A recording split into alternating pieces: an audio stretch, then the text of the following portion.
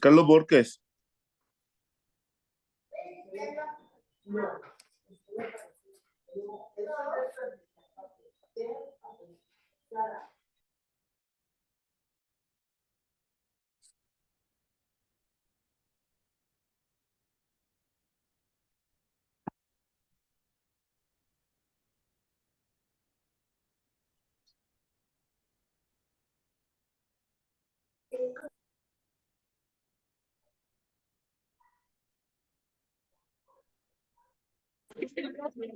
¿Tienes aquí audífonos, bebé?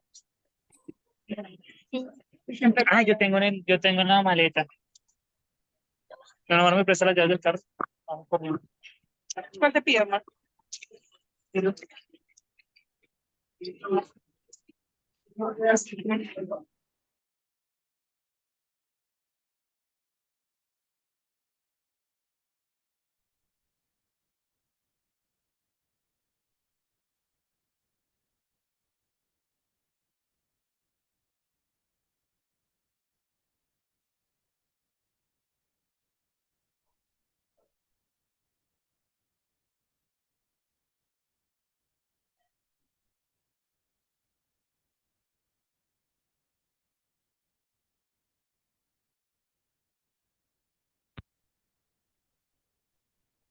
Hey, Peter, how's it going? It's good. Good to see you. Or, yeah, I see you. Hola a todos.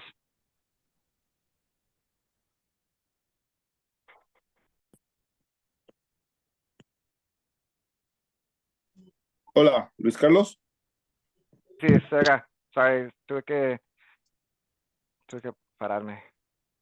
Listo. Entonces, buenas noches a todos. Vamos a iniciar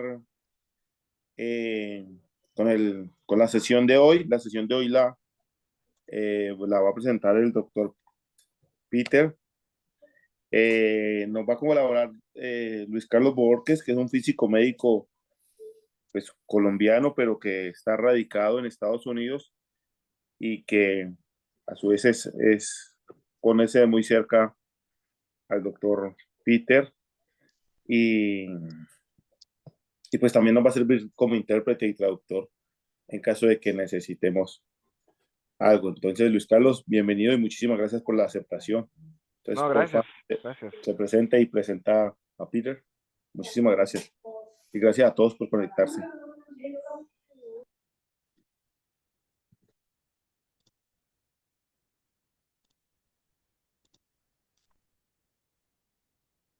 Sí, como Juan Carlos dijo, me llamo Carlos. Yo he trabajado como médico físico acá en los Estados Unidos desde el 2012. Durante ese tiempo fui por la certificación de la ABR y tuve muchas oportunidades por hacer eso, incluyendo trabajando en Australia por 1 año y medio y también otras oportunidades de poder hacer investigaciones en otras partes del mundo. Pero para presentar a mi amigo Peter, él es un físico médico aquí también en los Estados Unidos, trabajando en Ohio Health, en el centro del estado de Ohio. Nos conocimos en la Universidad de Cincinnati hace, sí, como ya 8 años. Y Peter es un gran físico acá que de verdad hace mucho con su tiempo en forma de volunteer y de enseñar también aquí localmente. Entonces, les presento a Peter Sandwall.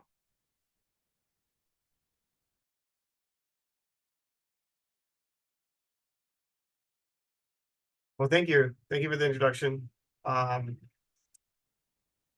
Carlos and I have been friends for a long time. We went to school together. I know that was in there. And today I'm going to talk about the value of certification. It's interesting because Juan Carlos asked me about you know, what do I want to, he asked for a presentation on the value of certification, then he asked for a title. I said, okay, I made up a title, but I hadn't made the presentation yet. So the title and the presentation, they'll kind of fit together. But if I could change the title again, I might go with the history and the value of certification. Can I get a screen sharing? Juan Carlos, ¿puedes hacer a Peter para el host para que pueda hacer el screen share?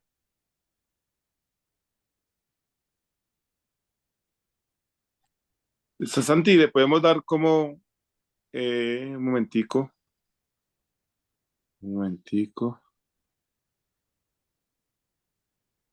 Hacer anfitrión.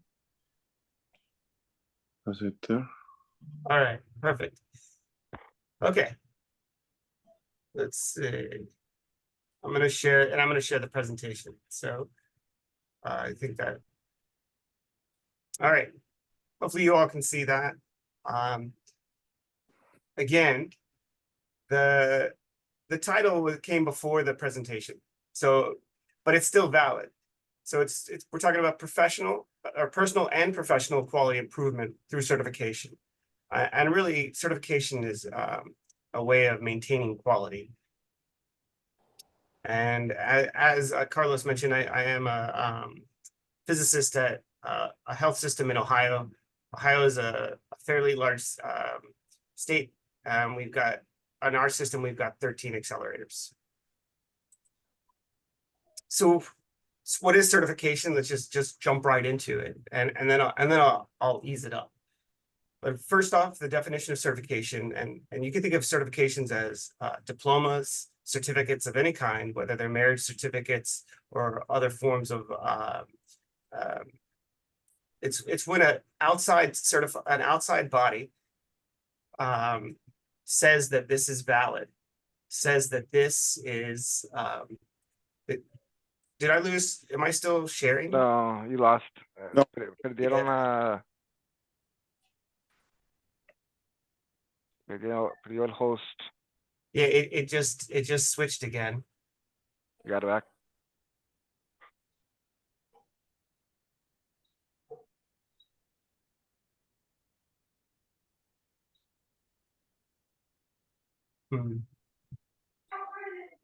Give me 1 second, okay? Yeah, no problem.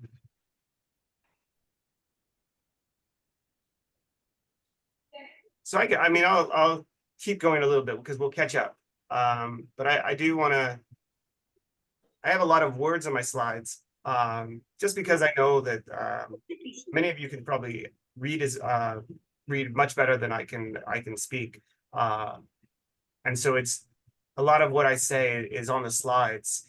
But in terms of certification, it's this independent assessment and an outside group or a larger organization that is attesting to your quality, whether it's the education that you had through a diploma, or the fact that an agreement has been made through a marriage certificate. But it requires some form of external review and assessment. And once we get back on there, we'll kind of dive into the importance of the certification. Try and share again. All right, let's go. Okay, so like I shared, it's provisioned by an outside independent body, whether that's a professional organization or a university. Now, the biggest importance of it is the fact that it's a signal of trust. And you can think of the certificates that go for websites. There are trust certificates, and they're essentially certificates that have been provided by an outside organization saying that this is a safe place. And that's the same thing as a certificate, a professional certificate. This is saying that an individual meets some minimum standard of knowledge and skills. So you can trust the fact that they understand their discipline and that they can be considered an expert. So again, jumping kind of into it, and then I'll back up a little bit. The examination process, and from my understanding from Juan Carlos, many of you have committed to working through the International Medical Physics Certification Board exam, and I think that's a great commitment, and I think it's really valuable for your profession and for the development of medical physics in Colombia, which I want to honor in the fact that I know that you have been on the forefront, and you are also one of the largest per capita. You've got a lot of accelerators. You've got close to 70 accelerators, and I think that there's about 150 of you. I know that you had your first X-ray unit in 1901, so you just a couple years after Rankin, and I think that you had the first radium bomb, so the first radium teletherapy unit outside of or on this in this hemisphere. I think through a partnership with France, which is really amazing. But let's get back to the certification. So exam 1, is a written exam. It's, do you have the foundational knowledge? Do you understand medical physics? Do you have that basic foundation of radiation physics, radiological physics, and physics in general? Exam 2 kind of steps it up a little bit. Do you have the specialized knowledge? Do you understand the field? Do you know about your particular specialty, whether it's therapy or diagnostic? And I am a therapy physicist, so I have that bias. And I'm not sure if there's many diagnostic physicists on the call, or if we're mostly therapy. But then exam 3, it's an oral exam, and this is structured very much like the American Board of Radiology exam, which Carlos and I both took. And that's an oral examination. It's, can you apply the knowledge in context? So there's the book learning, exam 1, foundation, basics, exam 2, specialized, exam 3, how do you put this into practice? And I have this nice quote over here. It's essentially saying that knowledge and wisdom are two different things. They're not always connected. Knowledge is knowing other people's thoughts, and wisdom is being able to develop it and apply your own. So that examination 3 is kind of that next step. So once you memorize the books, how do you put it into practice? So I got that little quote, and this one too, out of a book by Sir William Osler. And I'm mentioning him because he's one of the fathers of modern medicine, and he's an exemplary spirit. He was what you would call a lifelong learner, and he encouraged the practice of evidence-based medicine, of actual study, and not just going with your gut, but going with the data. And as physicists, scientists, this is what we do. Well, but again, one of the things that I think the biggest legacy he left behind is that we're not entering into, you don't just learn this thing and then you're good at it. You are entering a course of life, or a lifestyle of learning. You're a lifelong learner. So to be an effective physicist, you have to be abreast of the new technology, and things are constantly changing. So it's not just about what you learn in school and you get your degree. Every day you're learning new things, and you should be progressing. So now I'm going to get into the history. I'm going to go way back. So these are all shared developments or evolutions of a profession. These kind of, it's not just medical physics that has been evolving over the years. It's attorneys have evolved, medicine has evolved, and I got a lot of this from the certification as a stage of professionalism, which is interesting. It was written by medical librarians, and these are scholars, people who enjoy books. But these things are shared across across many disciplines. So the first thing in a pre-profession, before a profession is created, a social need arises. And as we know, medicine has been human wellness, human health has always been a need. And I have this pre-Columbian statue of a medicine man, which speaks to how long medicine has been a profession. And second thing is interested people try to meet this need. So people work to provide this need to society, this social need. And then these people, these individuals who are meeting this need, communicate with each other and developing a like-minded group. And Galen, he's actually considered the father of modern medicine, and the way that he brought modern medicine to where it is, or way he started it, is by writing. And he wrote over 400 books, and many of them still exist today. It's pretty impressive, just the volume of writing. But that's kind of that whole communication aspect. That's kind of one of the foundational elements of developing into a profession. The next, so after these individuals are communicating, then they're starting to differentiate from their peers or their colleagues. So instead of speaking just about mechanics, these individuals may be speaking about celestial mechanics. They may be becoming, instead of just physicists, they're becoming astronomers. They're differentiating, and because they're specializing in a particular area of study. In our case, physics applied to medicine. As this specialization and differentiation occurs, there becomes a group consciousness. And it doesn't have to be mystical. It can be mystical, but it's when people start to think the same, speak the same, they create a discipline.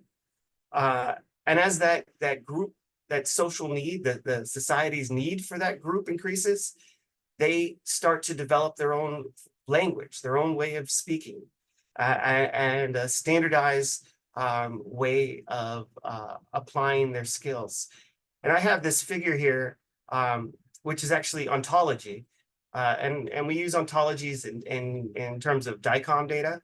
So and oncology has two meanings. One is the state of being, and the other is a shared language.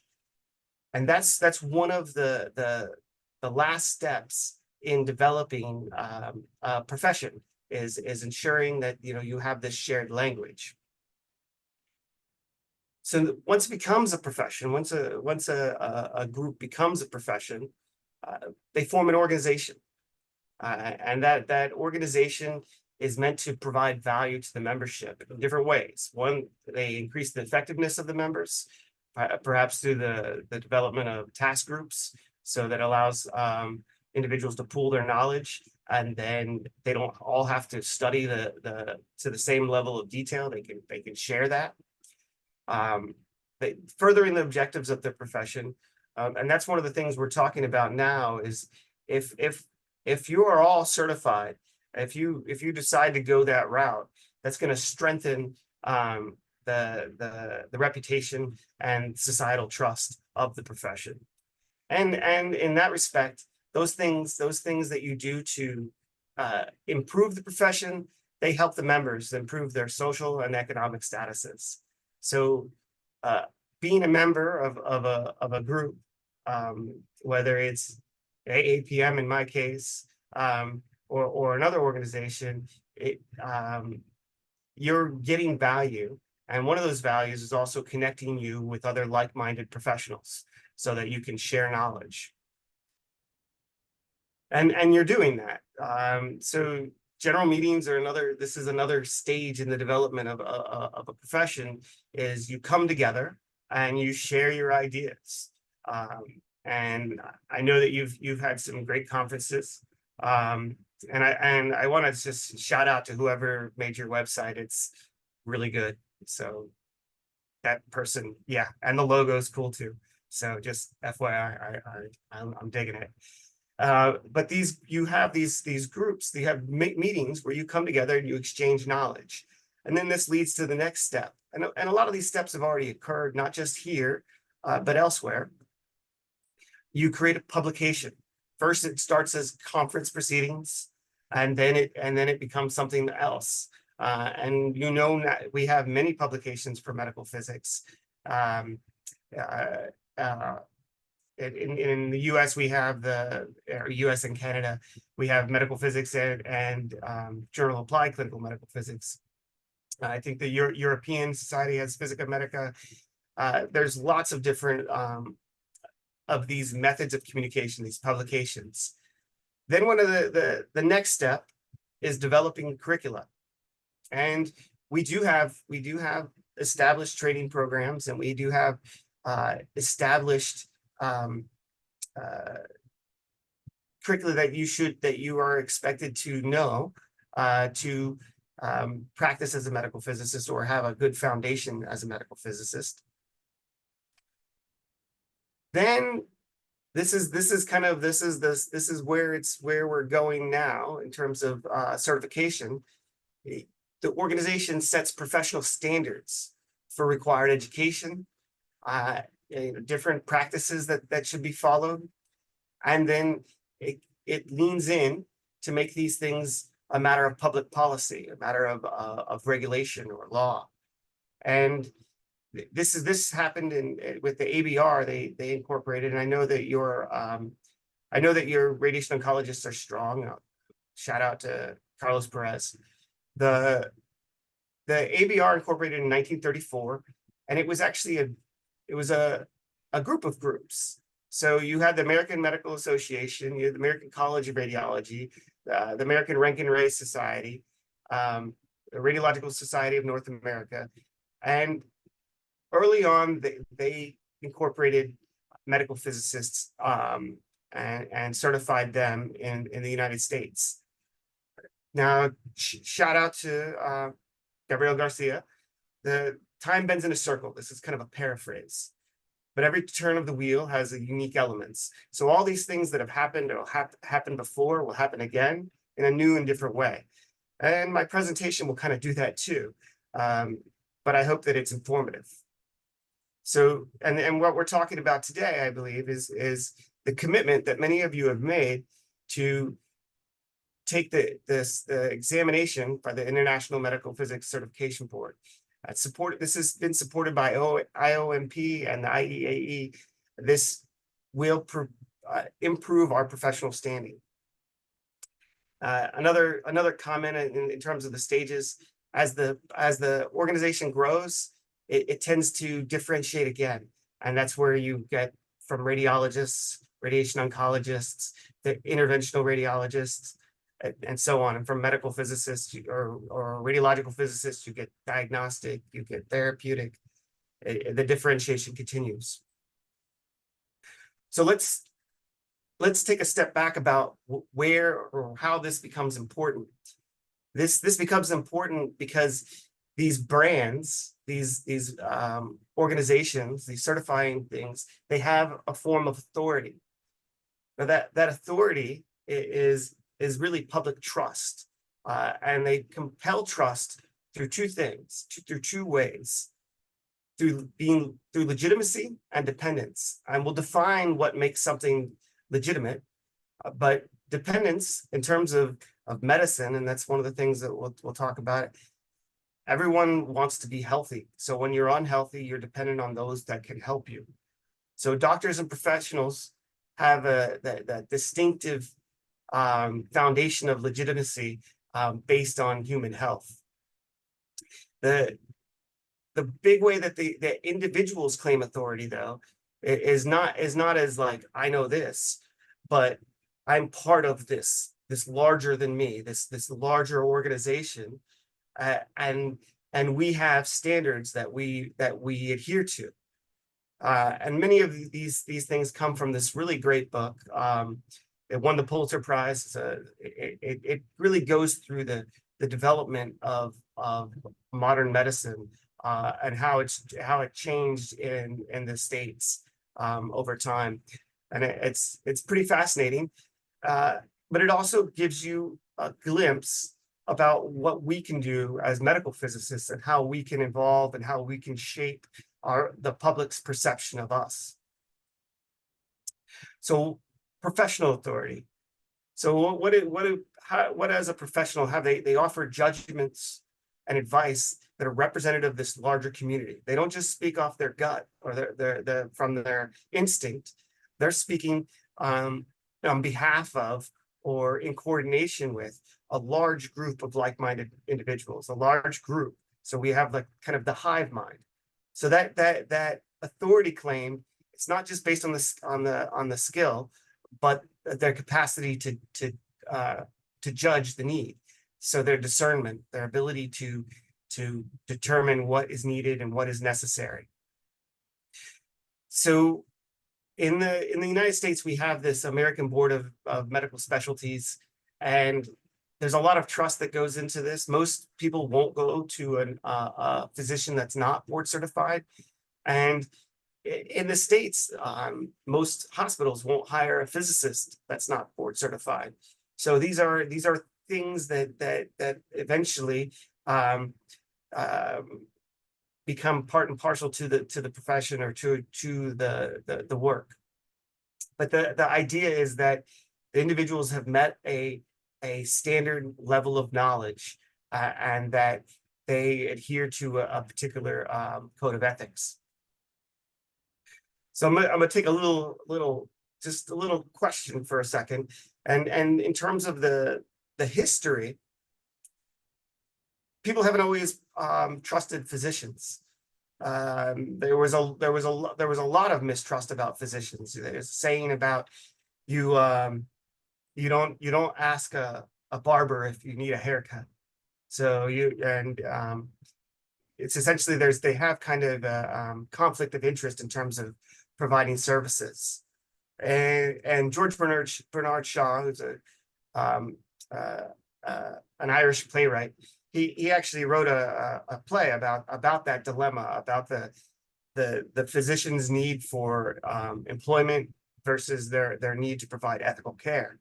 And he had this long preface where he talks about professions are a conspiracy against the laity, but that he's generous in that it's not just about any one profession. This is just society, the way that we differentiate and we work together, and that's how society works. Is we get groups of specialists who work together and create their own self-regulate and create their own rules for practice. Here's another one from Marquez. Injections are the best things ever invented for feeding doctors. But again, this is just to say that the trust hasn't always been there. It is there today. Where does it come from? It comes from legitimacy. There's kind of this three-pronged thing that makes something legitimate in terms of trusting a professional authority, and that it's that the knowledge is validated by a community of peers. These aren't just solo individuals that just have their own ideas. They're validated. Their thoughts are validated, and they're also they come through rational scientific methods. They come through so they have a very they have a solid underpinning, and then that they're oriented toward a higher value. It's not just about profit. It's about doing the right thing. It's about helping others, and that value is health in the case of medicine, and it's important to mention this because it kind of gets into these elements of economics. There can be two healthcare, and healthcare is business. I know that you have a central authority for healthcare, but it's also there's also profit motivators. But there can be two different schools of thought about business. One that a business's role is to make profit. I don't like that method, that definition. It is one. The other one, though, is that it provides a value, and that value is something that you can exchange for goods. So that that is what a true, when you provide value, you can feel good in the exchange. And I think that we all want to feel good about providing value. So those are the three elements of legitimacy. There's collegial, so it's co-signing and being part of a larger group. That there's a cognitive aspect, that this isn't just an idea. This has a firm foundation in rationality, and then morality. There's an objective value, such as human health, that drives these things, and that's what provides the professions their autonomy to self-regulate. And it's that code of ethics and adherence to that code of ethics which really instills public trust. So let's now talk about certification. This other phase of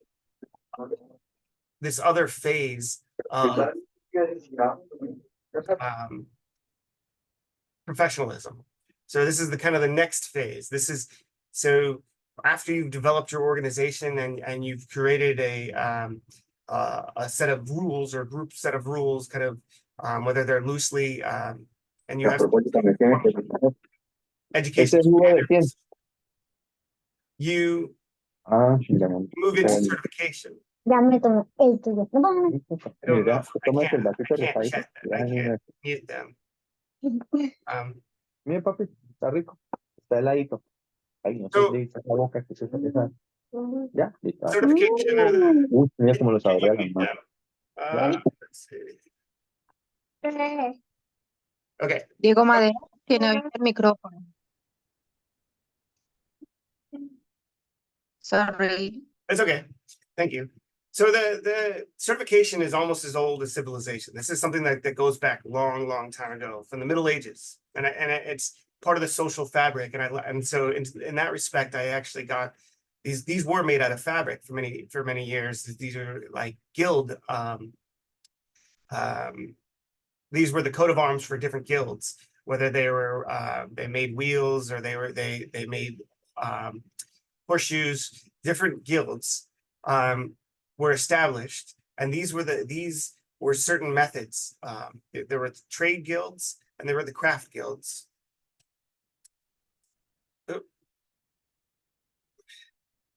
So these craft guilds, and then there was also formal education, but these craft guilds are kind of where a lot of it comes from. And before medical physicists in the United States had to go through residencies, we actually did kind of go through something similar to the practice of the craft guilds, in which we were junior medical physicists, which is very similar to being an apprentice.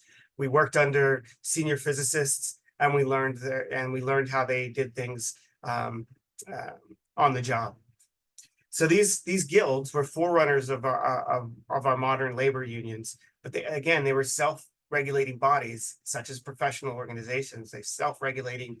They kind of define their own terms of operations, and they established the standards for training, the working conditions, and the wages, and they controlled entrance. This is a very important aspect. They controlled who actually got to practice that trade. If you practiced outside that trade, you were typically there were consequences. So other groups, and this is going into formal education, other groups, more academic, didn't fit into these apprenticeships. They would do readings under a lecturer and eventually receive a diploma. So these were different. This was a different form of study, and it's interesting. They come together in medicine. In medical degrees, we're more along that line of formal education. This is one of the first MDs from 1287 or 1200, the 12th century. So and this was an individual who could practice both medicine and veterinary science. That medical profession only recently joined together physicians and surgeons. Previously, they were two different groups, because the physicians came through the academic route. They were readers and learned book knowledge, while the surgeons, they practiced under that guild route where they had apprenticeship. They worked under senior surgeons who showed them their techniques. And now in modern day, they're together under the same house. But it's interesting that how these educational paths converged. So one of the ways that they converged is through professional, the way that medicine became professional is that they established standards and they continuously revise these standards. I'm kind of reading this side backwards, but it's the certification of a craftsman from a guild to certification as a specialist by the American Board of Surgery.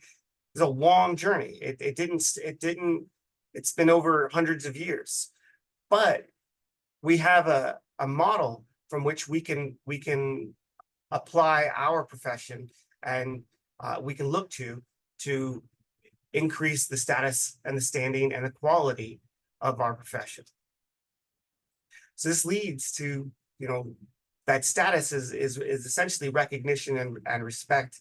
The public is only interested in things that help them, and they have to see that that service or that profession contributes to its life, to the betterment of their life or their welfare. So that's one of the really important things is increasing the recognition of medical physicists. And this is something that I believe we've all been working towards, is to ensure that patients actually know that there is a medical physicist that helps support their delivery of radiation therapy, their delivery of quality imaging. These are things that help build us along the way. Now, one of the things that we have to call out is that if a group doesn't have minimum standards, we are kind of lumped in with the lowest common denominator. So if we've got bad elements in our profession and we don't self-regulate by getting rid of those that may be incompetent or unqualified, then we're just going to be lumped in, and they'll think, oh, all physicists are like that, or all these people are like that. So you have to have that kind of those standards, and certification helps maintain those standards of quality. So this is the culture of any organization is shaped by the worst behavior that a leader or an organization is willing to tolerate. So if we tolerate bad behavior, then we kind of get lumped in with it. So again, the organization of a profession is about building trust. So not just with society, but with each other. So that organization should protect its members, and they should also improve relations between the members. So those meetings that we have, they're about sharing scientific knowledge, but they're also about developing bonds of friendship and connection, so that we can call upon each other for questions and for support. And then one of the other big things is to establish these educational qualifications for admission. We have to set the standards of what a medical physicist is. It's not for someone else to say that this is what a physicist is. Physicists, we do that. We set the educational qualifications and what it means to be a physicist. Well, and in doing so, again, we build that trust, not with each other, but with society itself. So again, I'm hammering this whole thing about minimum standards. That's what the certification really comes down to, is that you have this knowledge and you can apply it in a practical way. So, and it is one of the primary factors in establishing the well-being of any professional group. It determines the salaries and the working conditions. So it's, again, you improve these standards and then you provide a higher value service. And that's what we receive our remuneration for, is by providing a service. So we get our investment returned, the investment that we spend in understanding and growing our knowledge and having that at a minimum level. And we are rewarded. There's increased prestige and social and financial status. And I'll get into that in a second, because that's out there.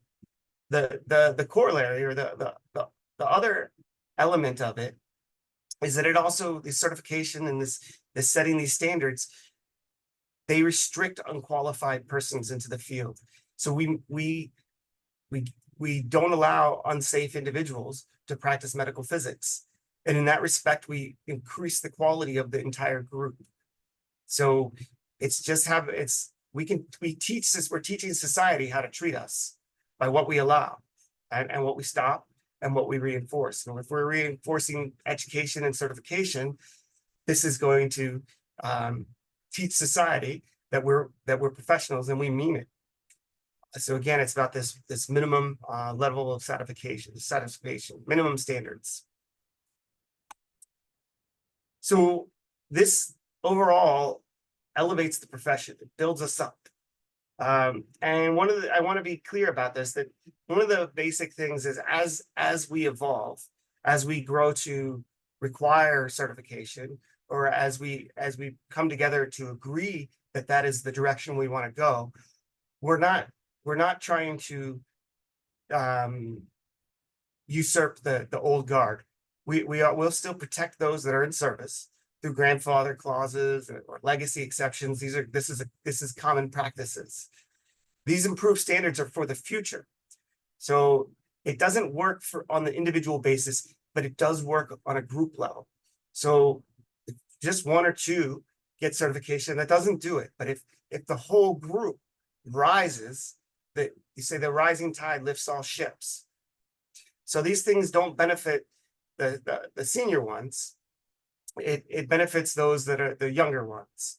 And so I have some kind of quotes on the side, again, by Gabriel Garcia Marquez. The wisdom comes to us when it no longer can do any good. It kind of comes to us when we're older. And we really wish we had it when we were younger, but a lot of times we have to develop it through mistakes and the hard way. But the thing that we can do is we can share our lessons with others. And so we can grow together. And that's, again, another one. Society grows great when old men plant trees whose shade they know they should never sit in. So they'll never get to sit under the tree, but that doesn't mean we shouldn't be planting trees and elevating the profession. So this is it. This is the opportunity. So ACOFIMED, so the Association of Colombian Physical Medicos, can be one voice for Colombian medical physics. So no short-term corrections will be effective until you set the boundaries of the profession, until you set those minimum standards. The public remains unaware. So there's kind of a twofold thing. You set those minimum standards, and that could be certification, that is encouraged to be certification. And then you raise public awareness of the minimum knowledge, the experience, the skills required to be a physical medical. This grows the respect and the prestige of the profession. And what's equally important, none of this works unless you all speak in one voice. Unless this is something that you come together as a group to move forward to. That's what drives this. It's coming together in one voice and making this decision that this is the direction you want to go. And that's it. I hope this was informative, and I'm open to questions. Thank you.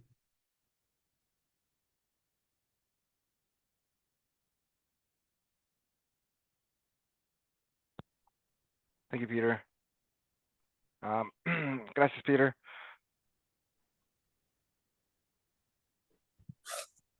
Thank you very much, Peter. It was very helpful, and it was very great presentation about the history and about the importance of certification as a group. So I think we are going to have some questions. Si alguno tiene preguntas, las preguntas las podemos hacer en español. Si alguien quiere probar también en inglés, recuerden que también estamos en vía a presentar un examen verbal. Entonces, aquí en inglés, Peter es hijo de migrantes, es hijo de una migrante boliviana, entonces él comprende completamente lo que pueda pasar con nuestro inglés. También pues esa fue una de las razones por la que lo escogimos para esta charla, porque está un poco al tanto de la realidad latinoamericana. Entonces, si alguno tiene alguna pregunta, la puede hacer en español. Luis Carlos nos colabora, o también la podemos intentar hacer en inglés.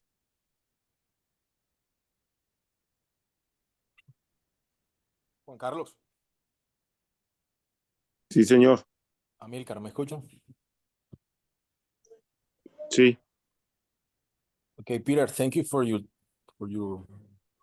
talking. So can you share some tips for presentation the final test?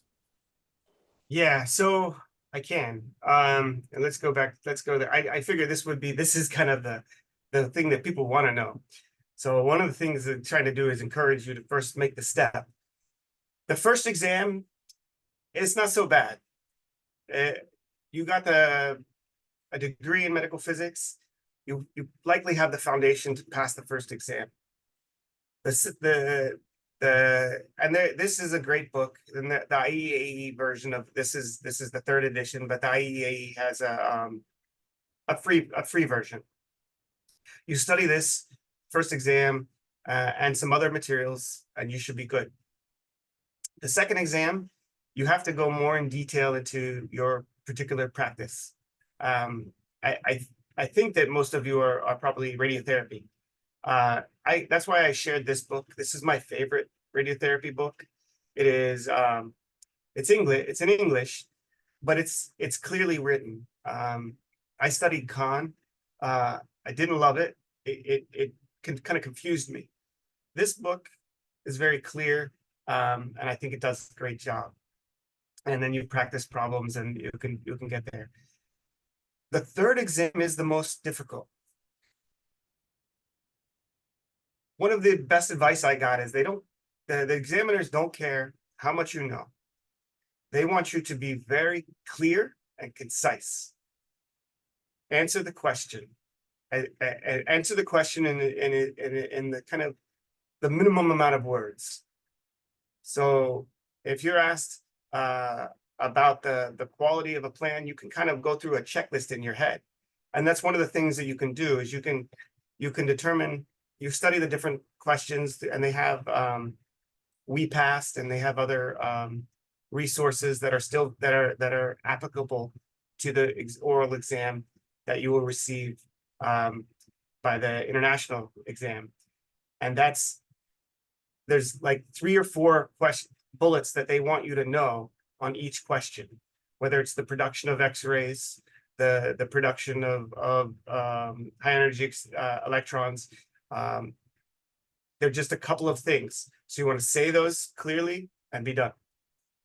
And I said a lot of words, so that would have got in trouble.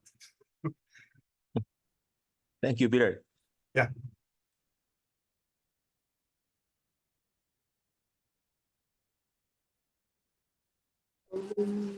See, Christian. Hi, Peter. Thank you for your talk. A few weeks ago, I had the chance to discuss with a friend about her position on the certification process, which got me thinking about the potential implication for a new generation of certified medical physicists, particularly in terms of employment and salary prospects for the, let's call it, all generations. So I'd like to inquire about the experience of pursuing like the oppositor of certifications, who might have initially felt that they did not need further evaluation after obtaining their diploma because their years of experience in the specific field. So how do you convince them to pursue certification beyond the ethical aspect, for example? I don't have any encouraging words. there's books written about this too, and this is the science advances one funeral at a time. And I hate to say it like that. This isn't my words. This is Max Planck. The thing is, you get entrenched in your way, and it's very hard to get you out of it. You can try all the pleas you want, but really the truth is, a lot of the old timers, and this is nothing. I'm not being ageist, because I am finding myself slowing down and finding myself set in some ways, and I have to work to keep fresh. But a lot of them, it's just not something that they're gonna do. So, and that's why Max Planck says that science advances one funeral at a time. So new ideas take hold when new generations take control. And this is just the way of things. Great, thank you.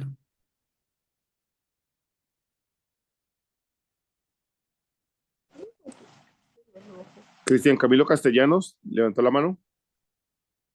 Yes, Peter, I have two questions related to the final exam. First one is if there is any possibility to present this exam in Spanish. And the second one is how many attempts do we have to present the final test? These are good questions. One, I don't know if they have Spanish examiners. I feel like the more Spanish diplomates they have, the more Spanish examiners they'll have available. The way that the ABR, you have to have a certain number of years experience post certification to then become an examiner. So I'm not sure what number of bilingual examiners are available. This seems like something that would be good. So the other one about the attempts, I'm not sure if it's attempt contingent on the number of attempts or contingent on time. In the States, it used to be attempts, but then we switched it to time. And in either case, once you've exceeded that value, it's definitely more than one. And it's likely more than two. So you have to do some remediation. You have to do some extra education. So it's not that it's not impossible if you don't pass the first or second time, or even more. And that's the big thing, is like, you just keep going and you keep getting better and you keep getting better. And each time you stumble, you get a little stronger. So I hope that answered your question. Yes, Peter, thank you.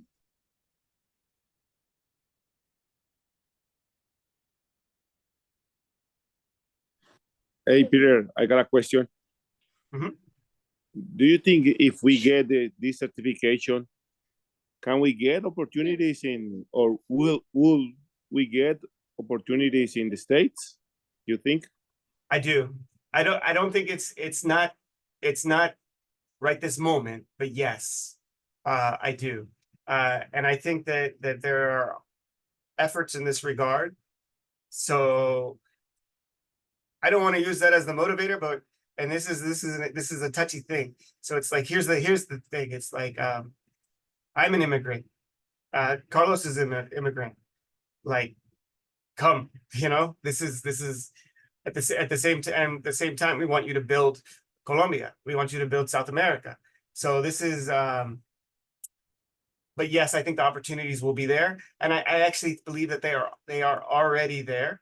The formalization is not quite there yet. Okay, thank you.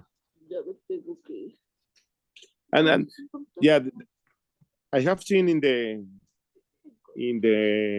internet that you are an active member of the River Valley, I think, chapter of the AAPM.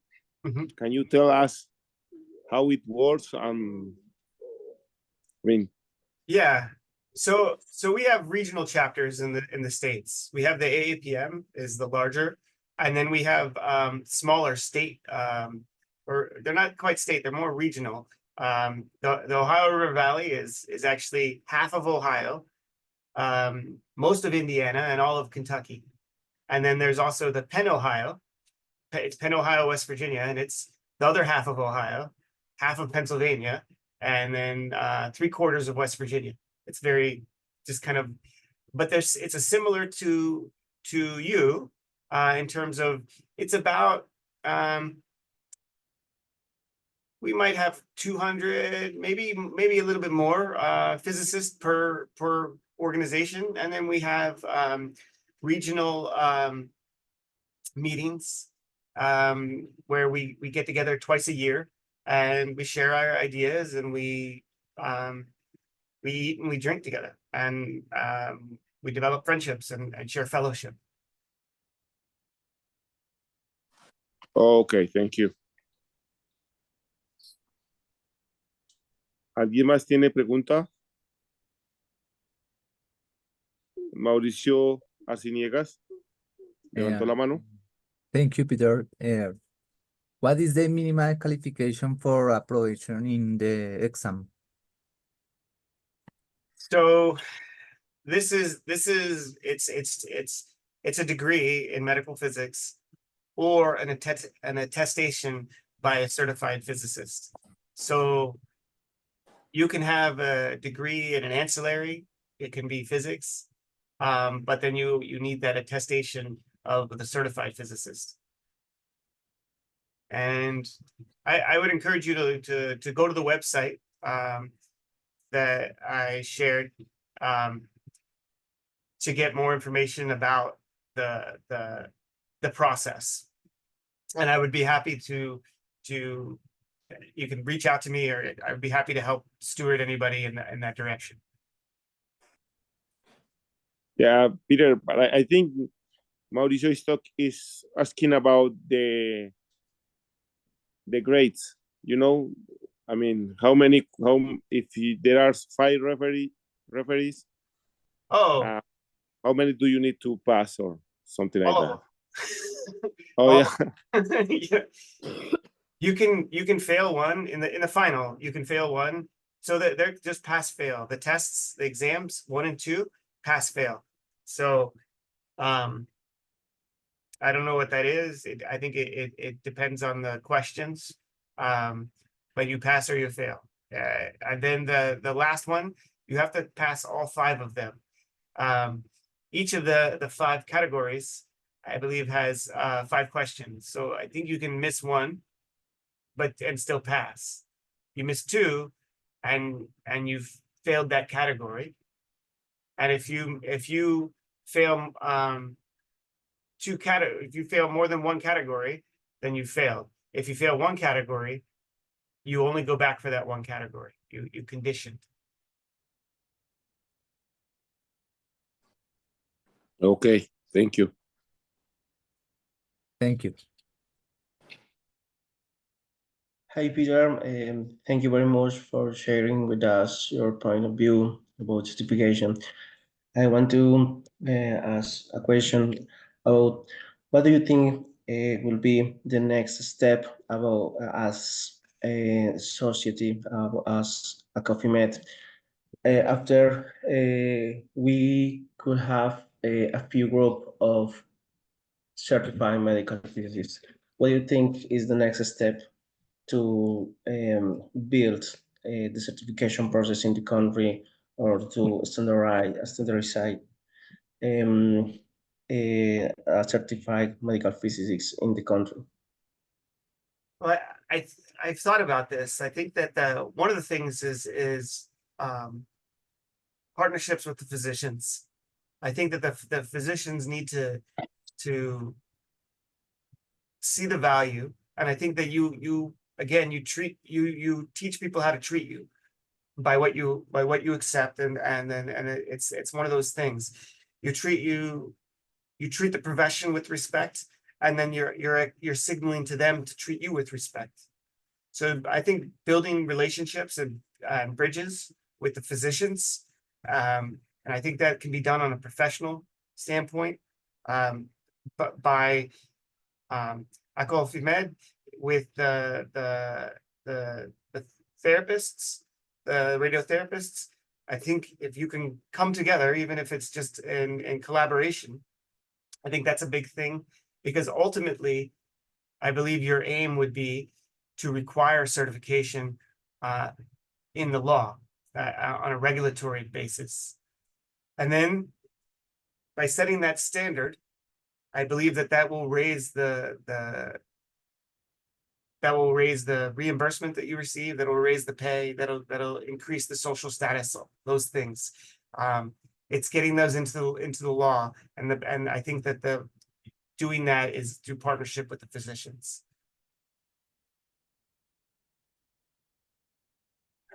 Okay, thank you. Thank you very much, Peter. Yeah, thank you, Jaime.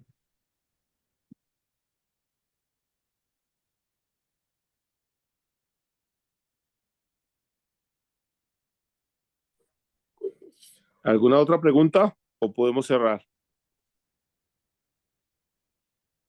So I think there is no more questions right now, Peter. Yeah. Thank you very much for your time. Thank you very much for your presentation. And we are going to keep in touch with you. Yes, it's my pleasure, and I look forward to working with you all. And thank you for the invitation. And again, shout out to your web developer. They did a great job. So it's been a pleasure. And all of your English is much better than my Spanish. So thank you. I appreciate it. Thank you very much. Have a great night. Bye. Bye-bye. Thank you.